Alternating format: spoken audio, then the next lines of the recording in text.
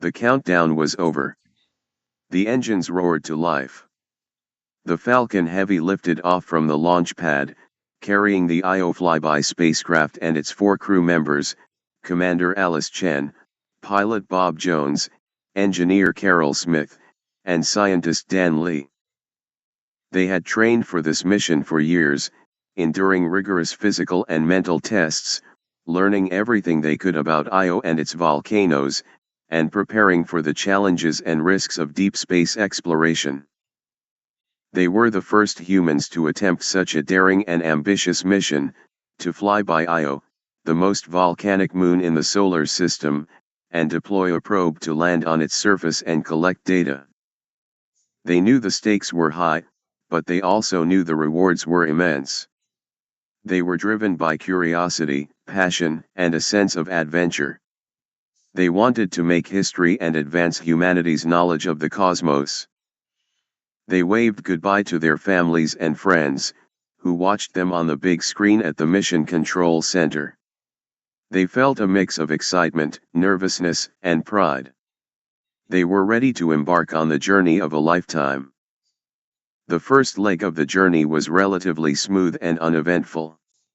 They reached the Earth orbit and docked with the Habitat module, which had been launched separately and waited for them. They transferred their supplies and equipment to the module and checked its systems. Everything was working fine. The Habitat module was spacious and comfortable, compared to the Orion capsule. It had a living area, a sleeping area, a kitchen, a bathroom, and a laboratory. It also had a large window that offered a stunning view of the Earth. The crew settled in and began their routine. They monitored the spacecraft status, performed various experiments, exercised, ate, slept, and communicated with mission control and their families. They also enjoyed some leisure time, playing games, watching movies, reading books, and chatting with each other. They got along well and formed a strong bond. They respected each other's skills and personalities and supported each other through the challenges and difficulties. They also joked and teased each other and shared their hopes and fears. They were a team, and they felt like a family.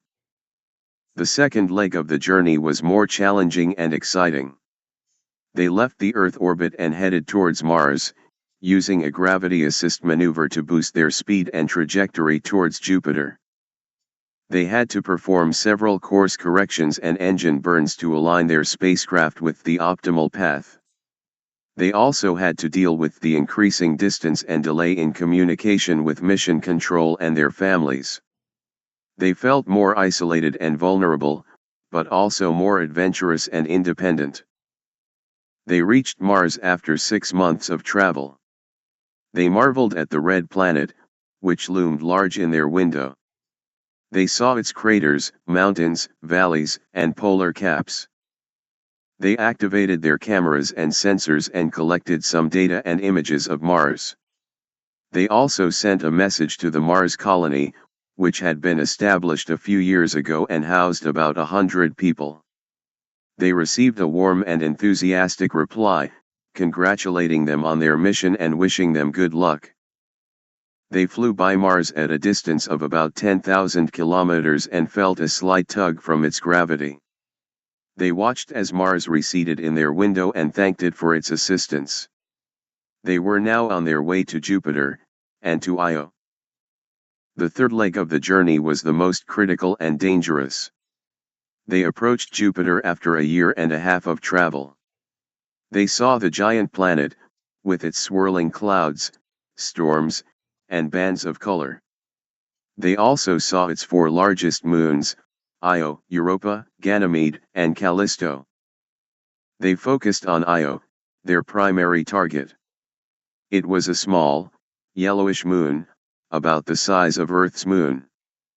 But unlike Earth's moon, it was covered with volcanoes, lava flows, sulfur plumes, and hot spots. It was constantly changing and erupting, due to the tidal forces from Jupiter and the other moons. It was a hellish and hostile world, but also a fascinating and mysterious one. They prepared for the closest approach to Io, which would occur on April 10, 2026, at an altitude of about 500 kilometers above the surface. They checked their instruments and systems, and reviewed their plans and procedures. They also put on their spacesuits and helmets, in case of an emergency. They deployed the Io Surface Probe, ISP, which was attached to the Habitat module. The ISP was a small, spherical device, about the size of a basketball. It had a heat shield, a parachute, a landing system, a communication system, and a scientific payload. It was designed to survive and operate on Io's surface for at least an hour and transmit data back to the spacecraft. They watched as the ISP separated from the module and began its descent towards Io. They wished it good luck and hoped for the best. They entered Io's thin atmosphere, which was mostly composed of sulfur dioxide. They felt some drag and turbulence, but nothing too severe. They activated their cameras and sensors and began to observe and record Io's surface and volcanism. They were amazed by what they saw. They saw mountains and valleys, craters and calderas, lakes and rivers, all made of different types of lava and sulfur. They saw hundreds of volcanoes, some dormant, some active, some erupting. They saw plumes of gas and dust, reaching heights of hundreds of kilometers. They saw flashes of lightning and sparks of static electricity, caused by the friction and ionization of the particles. They also saw the effects of Jupiter's magnetosphere, which interacted with Io's atmosphere and volcanoes, and created auroras and currents of plasma. They saw how Io influenced and was influenced by Jupiter and the other moons, forming a complex and dynamic system. They were awestruck by the beauty and diversity of Io, and by the power and violence of its volcanism. They felt a mix of wonder, awe, and fear. They realized they were witnessing something unique and extraordinary, something that few people had ever seen or would ever see. They also tried to communicate with the ISP, which had landed on Io and begun its mission. They received a weak and intermittent signal, which contained some data and images. They saw that the ISP had landed on a relatively flat and stable region near the equator, and that it was functioning well. They saw that the ISP had measured the temperature, pressure, composition, and seismic activity of Io's surface, and that it had detected some sulfur plumes, lava flows, and possible extremophiles. They also saw some images of the terrain and the volcanoes, taken by the ISP's camera. They were thrilled and relieved by the success of the ISP, and by the valuable information it had collected. They congratulated each other and the ISP, and thanked it for its service. They also wondered what secrets and surprises Io still had to offer, and what implications and insights they could derive from the data. They reached the closest point to Io and began to move away from it. They had completed their flyby, and their primary objective. They had achieved their goal and made history. They celebrated and cheered and felt a surge of joy and pride. They had done it. They had flown by Io, the fire moon. The fourth and final leg of the journey was the longest and the hardest. They left Io and Jupiter, and headed back to Earth, using another gravity assist maneuver from Mars. They had to endure another year and a half of travel, facing the same challenges and difficulties as before, but with more fatigue and stress. They also had to deal with the anticipation and anxiety of returning home, and the uncertainty and complexity of re-entry and landing. They kept themselves busy and motivated, analyzing and reporting the data and images they had collected, performing more experiments, maintaining the spacecraft systems, and communicating with mission control and their families. They also tried to relax and enjoy the rest of the journey, reminiscing about their experiences, sharing their thoughts and feelings, and looking forward to their future. They reached Earth on August 20, 2027, after a total of 797 days in space. They separated the Orion capsule from the Habitat module, which remained in orbit as a potential space station. They entered the Earth's atmosphere and felt the heat and pressure of re-entry. They deployed their parachutes and slowed down their descent. They splashed down in the Pacific Ocean and waited for the recovery team. They opened the hatch and breathed the fresh air. They saw the blue sky and the white clouds. They also saw the boats, the helicopters, and the people. They heard the cheers, the applause, and the music. They felt the sun, the wind, and the water. They were home. They smiled and waved and felt a wave of emotion.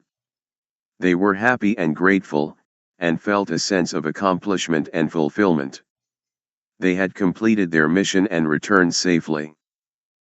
They were heroes. Bonus passage. The probe. The crew of the Io flyby spacecraft was ready for the most important part of their mission, deploying the probe to land on Io's surface and collect data. They had reached Io after a year and a half of travel, and were about to fly by the volcanic moon at an altitude of about 500 kilometers.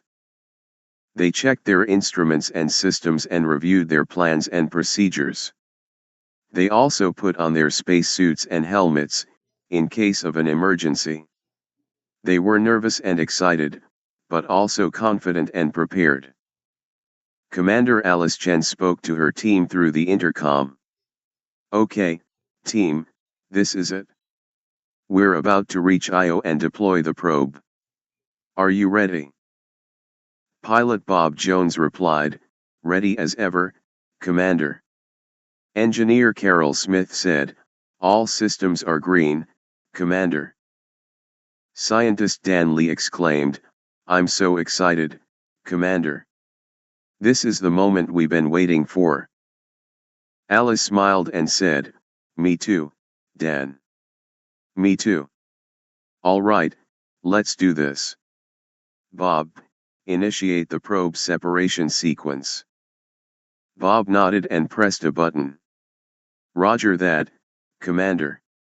Initiating the probe separation sequence. Probe is detached and on its way." The probe was a small, spherical device, about the size of a basketball. It had a heat shield, a parachute, a landing system, a communication system, and a scientific payload. It was designed to survive and operate on Io's surface for at least an hour and transmit data back to the spacecraft. The crew watched as the probe separated from the Habitat module, which was attached to the Orion capsule, and began its descent towards Io. They wished it good luck and hoped for the best. Alice said, "Good job, Bob. Carol, monitor the probe's status and trajectory." Carol nodded and looked at her screen. "Copy that, Commander. Probe is entering Io's atmosphere. Heat shield is activated. Parachute is deployed. Landing system is armed." The probe entered Io's thin atmosphere, which was mostly composed of sulfur dioxide. It felt some drag and turbulence, but nothing too severe. It slowed down its speed and adjusted its course. It aimed for a relatively flat and stable region near the equator, where it would land and perform its mission. Alice said, "Excellent, Carol. Dan, prepare to receive the probe's data and images." Dan nodded and looked at his screen. "Affirmative, Commander. Probe's communication system is online. Data and images are coming in." The probe landed on Io's surface and activated its instruments and sensors. It measured the temperature, pressure, composition, and seismic activity of Io's surface, and looked for signs of sulfur plumes, lava flows, and possible extremophiles. It also carried a small camera, which captured images of the terrain and the volcanoes. Dan was amazed by what he saw. He said, "Wow, look at that. The probe has landed on a flat and stable region near the equator. The temperature is about 200 degrees Celsius, the pressure is about 0.01 bar, and the composition is mostly sulfur dioxide." Alice said, "Amazing. Dan, what else can you tell us?" Dan said, "Well, the probe has detected some sulfur plumes, lava flows, and possible extremophiles. It has also measured the seismic activity of Io's surface, which is very high." Alice said, "Incredible. What about the images?" Dan said, "Oh, the images are stunning, Commander. Look at this one. It shows the terrain and the volcanoes, with a backdrop of Jupiter and the other moons. It's like a postcard from hell." The crew looked at the image, and gasped. It was a breathtaking view of Io, the most volcanic moon in the solar system. They saw mountains and valleys, craters and calderas, lakes and rivers, all made of different types of lava and sulfur. They saw hundreds of volcanoes, some dormant, some active, some erupting. They saw plumes of gas and dust, reaching heights of hundreds of kilometers. They saw flashes of lightning and sparks of static electricity, caused by the friction and ionization of the particles. They also saw the effects of Jupiter's magnetosphere, which interacted with Io's atmosphere and volcanoes, and created auroras and currents of plasma. They saw how Io influenced and was influenced by Jupiter and the other moons, forming a complex and dynamic system. They were awestruck by the beauty and diversity of Io, and by the power and violence of its volcanism. They felt a mix of wonder, awe, and fear. They realized they were witnessing something unique and extraordinary, something that few people had ever seen or would ever see. Alice said, "It's beautiful, Dan. It's the most beautiful thing I've ever seen." Bob said, "Me too, Commander." "Me too." Carol said, "Me three, Commander." Alice said, "We did it, team. We did it. We flew by Io, and we sent a probe to its surface. We made history."